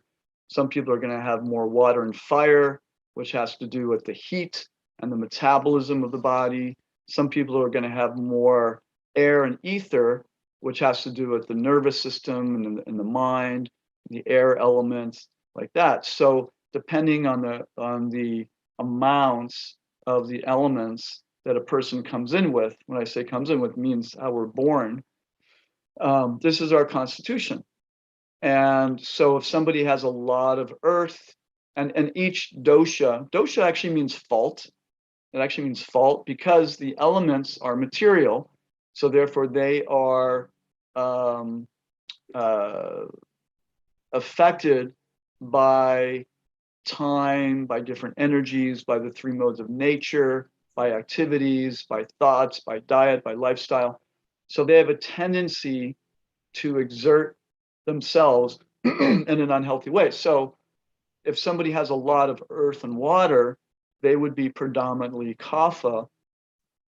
So the nature of earth and water is that is structure, is stability, not too much movement. So if that's the case, too much of it means that person might have a lot of structure, and too much structure might be too much tissue. So they may develop weight problems. They might become overweight. They may develop certain things like diabetes, certain conditions. The blood vessels may become thick with cholesterol and fats. And mentally and emotionally, they may become, more like a rock or a tree, stubborn, slow moving. So like that. So we can have these different combinations. So fire, pitta is made up of fire and water, or the oils in the body. So when we're thinking about doshas, we're always talking about excess. So when we say the person has a pitta dosha, that means their disease tendency or their fault tendency is, is that they'll become too fiery. Or if they have, a air tendency or a air ether or vata, they're going to be too vata, too airy. So too much fire would indicate inflammation problems, inflammatory problems, maybe skin problems, and also irritability, anger, like that. So then the air element and the ether element would be vata. And that would be, the problems that go along with that is more neurological, there could be a lot of pain or tightness in the body. The body would tend to be thin and wiry. The mind might be more agitated, fast moving. And when there's a strong vata derangement, anxiety, neurosis, fast talking. So there's many qualities. Excuse me, I'm just gonna drink a little water. There's many qualities that each dosha has. And there's 7 doshas, basically. There's vata, pitta, kapha. There's vata, pitta. There's vata, kapha. That's 5. And there's pitta, kapha. That's 6. And there's vata, pitta, kapha. Generally, originally in Ayurveda, these days people say, well, I'm kapha, pitta, or I'm pitta, vata. My understanding, the more ancient Ayurveda, original Ayurveda, we always put the more subtle first, because if you have vata, kapha, then vata is more subtle. It's always going to have more of an effect. If you're vata, pitta, even if you have a little predominance of pitta, you would still call yourself vata, pitta, because just like a fire, if a little wind blows on the fire, it makes the fire bigger. So for vata, pitta, when vata gets disturbed, it's going to make the pitta get more, it's going to make it bigger. So a lot of times when, of someone who's irritable by nature, if there's a lot of chaos around them, which we call vata, then they'll get more irritable. They won't necessarily go towards anxiety, will go more towards irritability. So those are the doshas.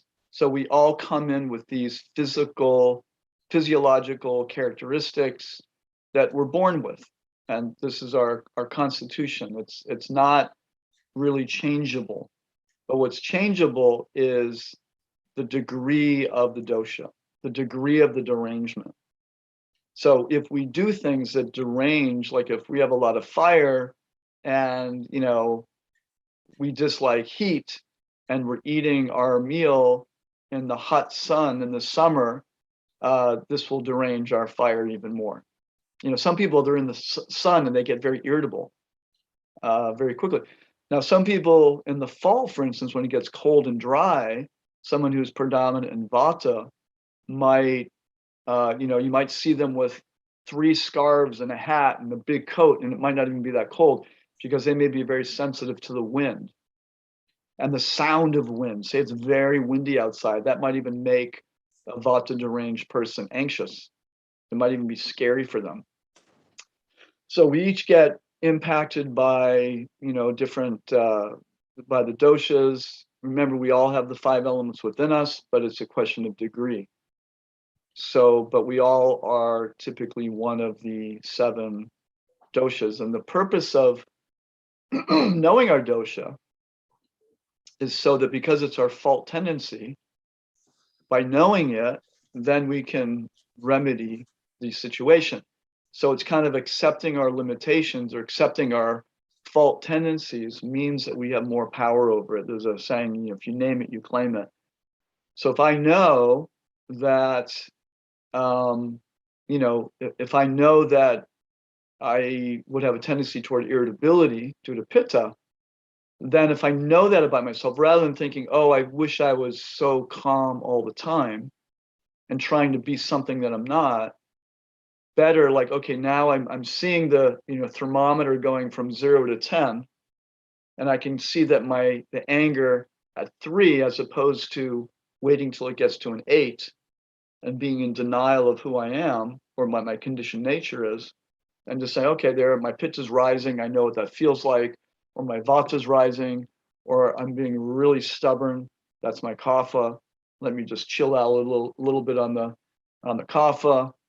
Maybe don't eat so much ice cream, back off on the dairy, so there's dietary things that we can think about. And once we know what our dosha is, well, the first thing is to know the qualities of the doshas, because then we can start introspecting, or the qualities of the elements. And by doing just a little bit of study with that and seeing it in ourselves, and we can see it in other people too. That was really pitta. Sometimes you're driving down the highway and a red Corvette will pass you and zip by you at 100 miles an hour, doing dangerous things up the highway. And you can say, yeah, that person has a lot of fire right now. They're definitely in some kind of deranged fire mode. So you can sort of assess everything in the world from that lens if you want. And it is helpful, and it's really helpful to do it with ourselves, because the whole idea is to know yourself better, your conditioned nature, so that it becomes less of a problem, less of a distraction. And that's the beauty of Ayurveda. It's really the sister medicine system to the yoga system. It's really meant to be a healthy form of medicine so that we become less distracted, so that we can fulfill the goals of human life: dharma, artha, kama, moksha, and then ultimately prema or bhakti.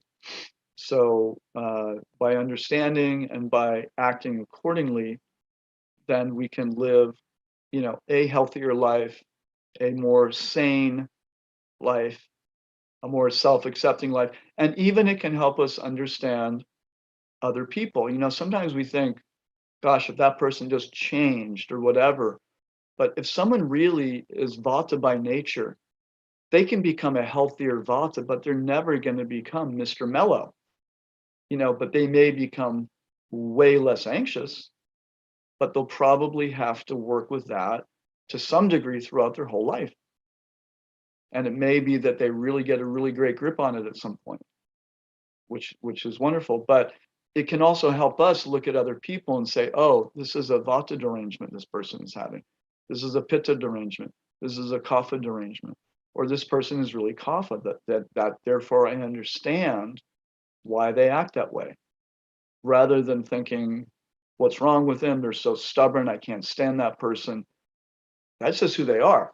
Then if you're friends, you might be able to say, look, once you can work on becoming 20-30% less stubborn. That would be great for our friendship. But to expect them to become completely unstubborn, you're not accepting that person's conditioned nature.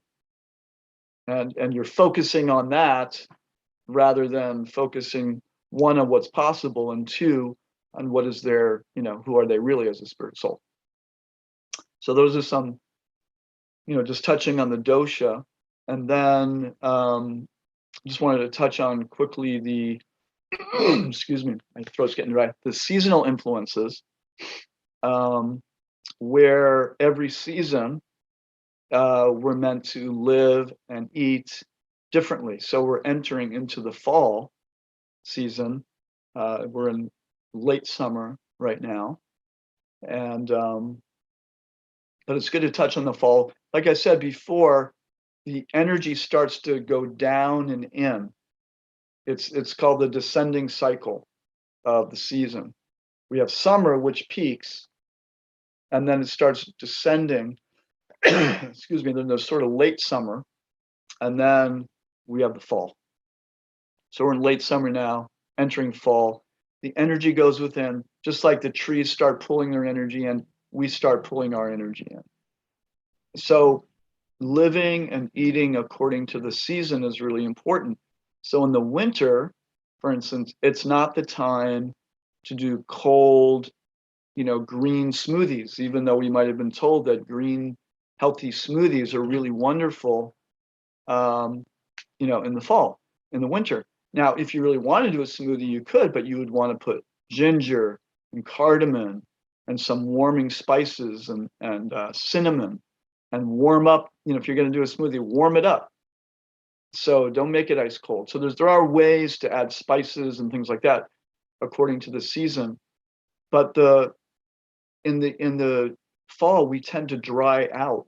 We tend to dry because all the blood is the blood vessels tighten, so that the blood goes less to the extremities, and it's meant to start going within to warm the insides, to keep the internal thermostat warm. And in doing that, when the blood vessels contract, what happens is that sometimes the blood pressure goes up in the fall. And then when that happens, the body's very intelligent and says, oh, let's let go of water. So sometimes people tend to urinate more in the fall, and they dry out even more. So the tendency in the fall is that we dry out, and that's why it's a vata season. It's an air season. It's the season of vata, where things tend to dry. And when that happens, as we dry out, even physically or even emotionally, we become a little more brittle in the fall. And we may often feel the emotion that goes along with the fall is grief.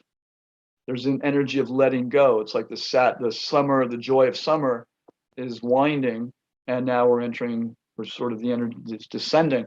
So there's a letting go that happens in the fall. And it can be a beautiful thing, because grief can help us be present to what is, but also there can be a grief of letting go, and we start to dry out a bit. So the foods we need to eat are more nourishing foods.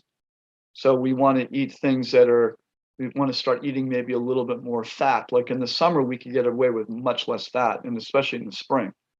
But in the winter, a little more fat, a little more salt, actually, as we're entering fall and winter, because that helps to retain, keep more water in the body.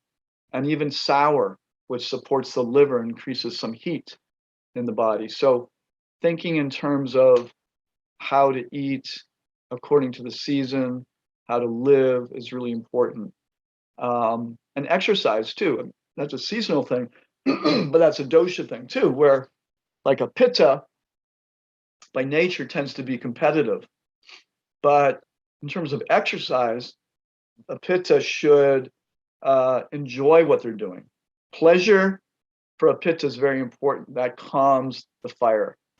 Pittas need to chill out. They need to relax. They need to have fun. So their exercise, the tendency may be to go to a hot yoga class and compete with everybody else in the class. And that's not really good for pitta. They should do more flowing, a little bit more relaxing, enjoyable exercises. Kaphas should push themselves. Actually, they need to get up. They need to push themselves. They need to push through the resistance of exercise. And vatas would do really well to do flowing exercises, things that calm the nervous system.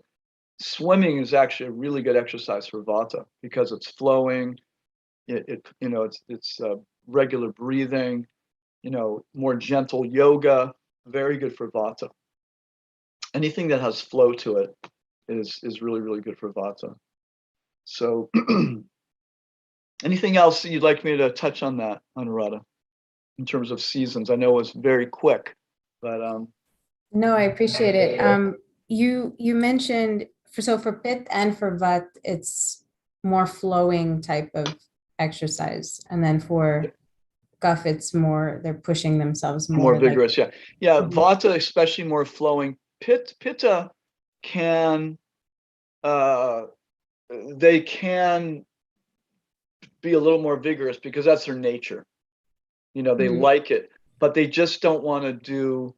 I mean, it's actually recommended that Pitta should do like 50% of their capacity, because the tendency for them is to over push.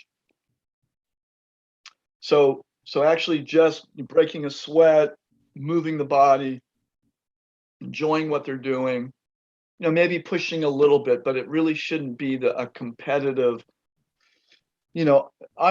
Exercise in Ayurveda is really meant to help us live a normal life, to live the best according to who we are in life. It's not really meant so that we can do a triathlon.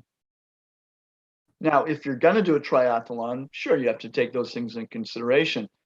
But if you're just going to work every day and doing what you do, then we just need to be able to exercise enough that makes up for the lack of a movement throughout the day, and have enough muscle tone and healthy weights to help us function in our life optimally. It's not so much with the goal of I'm doing this so I become buff, or very big and strong, or to fulfill a goal. It's really more to help us live our life day to day, feeling as good as possible, feeling the best we possibly can. And exercise is a really important part of that, especially these days when so much of the time we're sitting, on a computer, where, there were jobs where people had to move around more, walk around more than we do today. So exercise is really an important aspect. Thank you so much. I just had kind of two other things to ask. One was in relation to if someone wanted to start right now, if they wanted to start to implement Ayurveda and Ayurvedic teachings. You mentioned about knowing the doshas, you mentioned about knowing the qualities of the doshas. Beyond that, what's kind of the first step, or I guess first few steps for them to make a first change? few steps is I would get some good books and do some reading about it, just to kind of wrap your head around it, so that you have some familiarity, and so the point where you're kind of going, okay, this makes sense. And then the other thing would be to find a practitioner that you could work with to help give you feedback and guidance in the process. I mean, Ayurveda is meant to be an introspective thing too. It's not, there is the level where somebody's telling you what to do and you just do it, but then you get to have the experience of that and go, oh yeah, when I did this, I feel better. I mean, I remember years ago in the temple, many years ago, I was feeling really irritable in the morning. And it turns out, because I found out I didn't do so well with dairy, I had to stop eating a lot of the breakfast that they were serving out. And so all I was eating was green grapes for breakfast. And it turns out green grapes are quite, especially when they're sour, quite pitta inducing. And all of a sudden I was like, it's just so irritable in the morning. And I went to his Ayurvedic doctor and they said, well, of course, you have some pitta and you're eating green grapes every morning. So I changed my diet, and within 2 days I stopped being irritable. It was amazing. I think it was a blood sugar thing because of the grapes, but also they were sour. So, adjusting the diet, we get to know, oh, that's my pitta, that's my vata. When I do this, I feel less anxious. When I do that, I feel more anxious. So we get to know ourselves and know how it's impacting us. But, definitely working with somebody can be really helpful. It's always good to do that. usually, because a lot of times we'll hit a wall anyway, hit a wall and go, I don't know if this is really helping. And it may be that, okay, you really need to be doing this for 30 days before you really notice a change physiologically.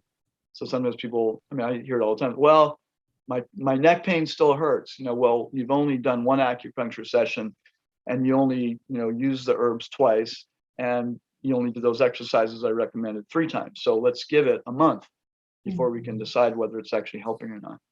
So does that make sense? Yeah, thank you so much.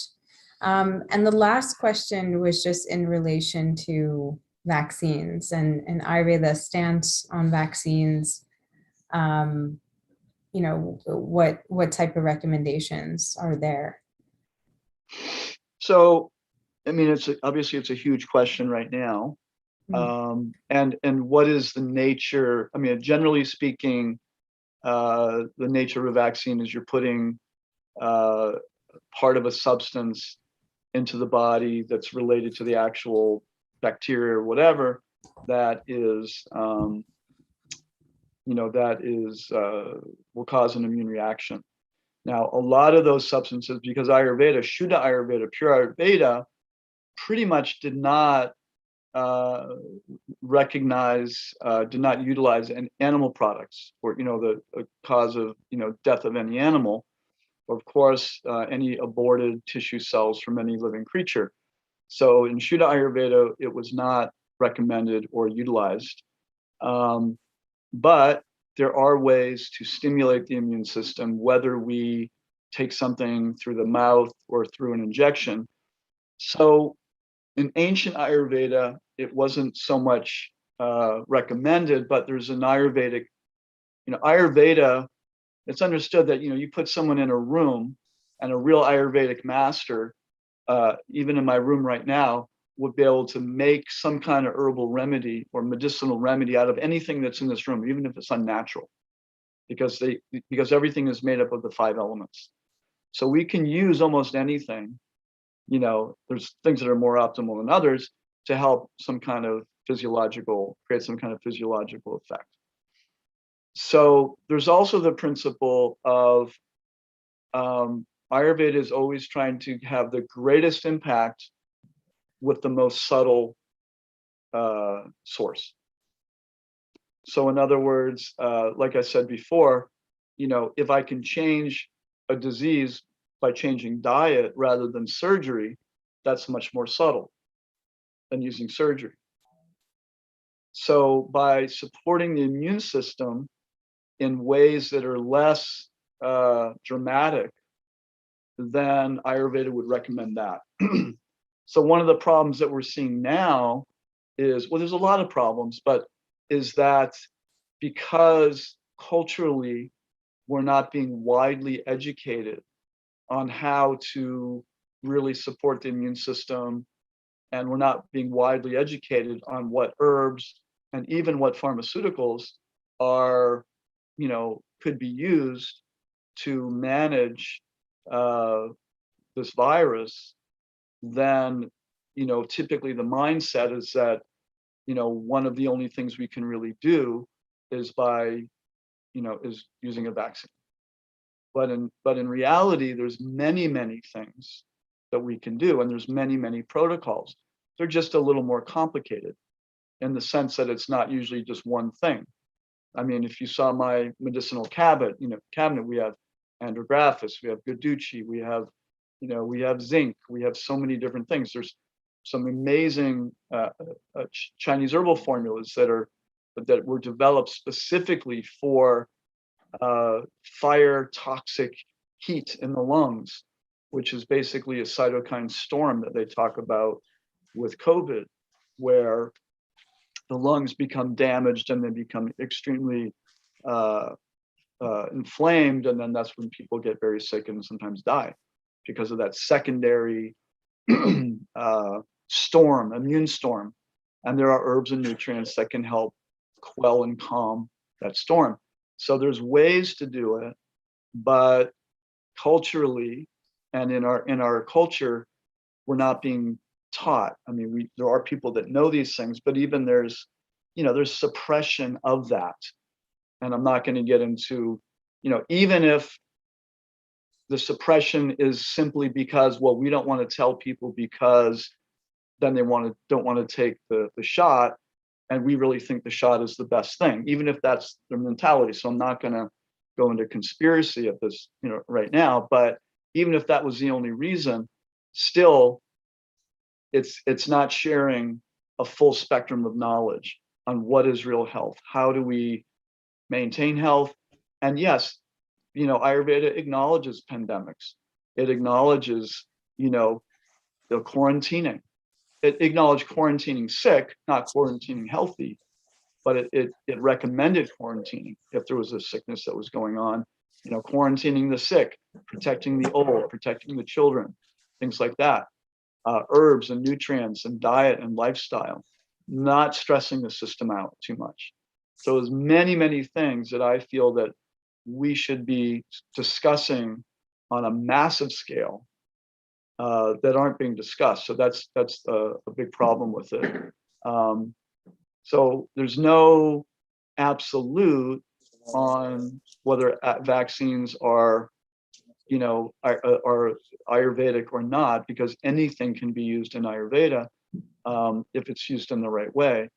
But the point is the nature of a particular vaccine and the nature of the whole vision of how to maintain health is really what it's all about. One of the biggest issues I'm having right now all along has been that when someone gets sick, the way culturally it's been handled is a little bit like if I take my car to the mechanic because I hear a bad sound in the engine, and the mechanic says, you know what, when you see smoke coming out of the car, take it home and maybe change the oil. When you see smoke coming out of the engine, then come back and we'll do something. And that's how we've been handling many people. There hasn't been an early defense. There hasn't been nutrients, drugs, herbs that have been recommended day one when someone starts getting sick. And that is real medicine. That's real Western medicine. Hippocrates would have agreed with that. That's real Chinese medicine. And that's real Ayurvedic medicine, is that you treat the disease at the level that it's at in the moment. So if someone comes down with something, immediately we should be treating it. Immediately, not waiting, not suppressing it with anti-inflammatory drugs or drugs that reduce fever and waiting to see how it proceeds. That's a big problem. That is not medicine.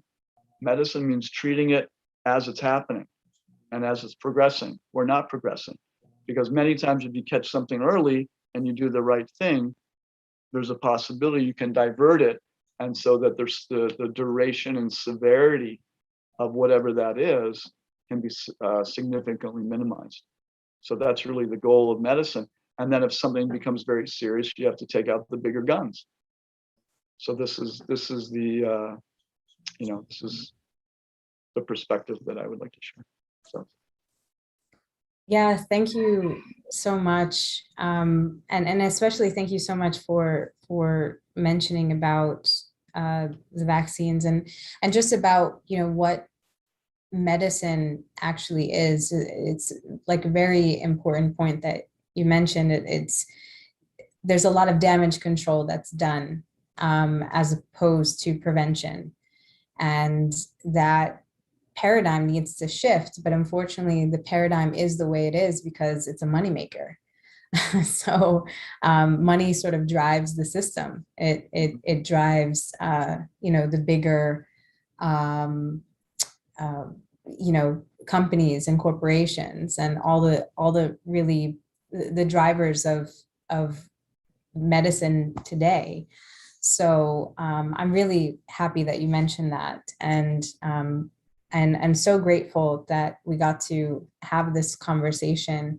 I'm hoping that more can watch this later, because I know that there was sort of concurrent events going on today. So, but this is like a really important topic, and I think once people are ready to really take control of their health and be accountable and responsible for their own health, then definitely Ayurveda plays such an important role, and in discovering really what true medicine is and in discovering what true health is. So I'm really grateful for you, Prabhuji. Thank you so much. If anyone, Itigopal Prabhu or Kunkumangi, if you have any kind of last remarks or any last questions. Yeah, so basically, just wanted to have one quick doubt on this, the doshas which you just described, Prabhu. Like, as you said that our kapha nature is made up of earth and water. So there are two different elements which is making this kapha nature. So is there any possibility that water can be more in content and also making kapha than having earth content? Or the same as we have pitta nature, we have water and fire. Is there any possibility that fire can be more than the water? So how does it make any difference in the dosha itself? Yeah. So yeah, absolutely. So that will just, determine the nature of that particular dosha. I mean, just think you could have, 1,000 people who are kapha, and they're all going to manifest that kapha a little bit differently. So, it will do that. So it'll just manifest a little like pitta. If there's a little bit, I mean, the water in pitta it's not the water. It's sort of like the oily substances in the body, but when you put water and fire together, you make hot oil. It's like the oily, so hot oil. So some pittas will be a little more fiery. Some will be a little bit more oily by nature. A little bit, it'll just change the personality of the dosha a little bit. So yeah, so it varies. Everyone is different. Yeah, and another quick doubt is like if you talk about water content, if somebody have more water content in the body, specifically to detoxify that, how do we work upon? That's my last question, basically. If they have a lot of water in the body, if we have more water content, let's say we have more air, we do pranayama, we do kapalabhati. Right. Oh, if they have more water, I see what you're saying. It's the nature of water is heavy and downward moving. So the thing would be to do those things that lighten us up and dry us out. So we want an antidote that with dry and light substances. But hey, listen, I actually need to go. I have another appointment. I just realized I was supposed to stop about 5 minutes ago. So thank you very much. I need to go. I'll let you go. Hare Krishna. Yeah, thank you so much, Prabhuji. You're welcome. My pleasure. Thank you so much. Hare Krishna. Haribol.